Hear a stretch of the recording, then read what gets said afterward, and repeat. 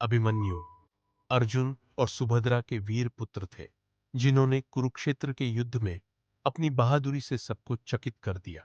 अपनी मां के गर्भ में ही उन्होंने अपने पिता अर्जुन से चक्रव्यूह में प्रवेश करने की विधि सुनी थी, लेकिन निकलने का तरीका नहीं सुन पाए थे। अपनी वीरता से उन्होंने कौरवों की सेना में हड़कंप मचा दिया था, लेकिन छल से उन्हें घेर लिया गया और वीर गति को प्राप्त हुए। जन्म और शिक्षा। जन्म।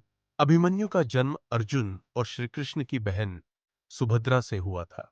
उनका पालन पोषण द्वारका में हुआ, जहां उन्होंने कृष्ण व बलराम और प्रद्युम्न से सैन्य प्रशिक्षण प्राप्त किया। ज्ञान। जब अभिमन्यु अपनी मां के गर्भ में थे, अर्जुन उन्हें चक्रव्यूह भेदने की विधि बता रहे थे। बीच में सुभद्रा के सो जाने के कारण अभिमन्यु ने केवल प्रवेश करना सीखा, बाहर निकलने का तरीका नहीं। कुरुक्षेत्र का युद्ध में प्रवेश। युद्ध के 13वें दिन कौरवों ने चक्रव्यूह की रचना की।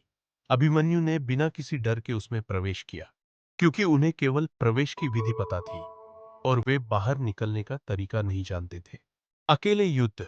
अभिमन्यु ने अकेले ही कौरवों की कई शक्तिशाली सेनाओं का सामना किया और उन्हें परास्त किया, जिससे कौरव भी चकित रह गए। अंतिम क्षण। सभी हथियार छिन जाने के बाद भी अभिमन्यु ने हार नहीं मानी और एक रथ के पहिए को हथियार के तौर पर इस्तेमाल किया। अंततः कई महारथियों के एक साथ मिलकर किए गए छल से उन्हें घेर कर मार डाला गया। निष्कर्ष।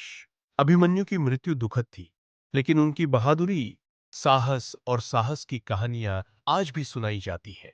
उनकी वीर गाथा यह सिखाती है कि विपरीत परिस्थितियों में भी हार नहीं माननी चाहिए और साहस व आत्मविश्वास जीवन में सफलता की कुंजी है।